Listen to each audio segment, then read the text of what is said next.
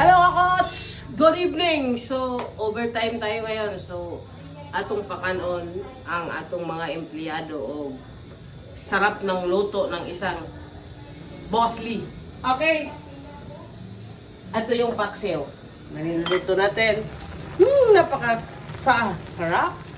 So, at ito yung gigisahin natin para sa gulay. Pakain natin silang gulay. No? Ito yung tinatawag dito na sari-sari. So, ayan. Okay, so bilang leader, makita mo talaga na ikaw ang mangunguna. No? Hindi lang leader, mag-create ka ng maraming leader, hindi mag-create ng maraming followers. Okay? Please follow my Facebook account at sa aking YouTube account, no?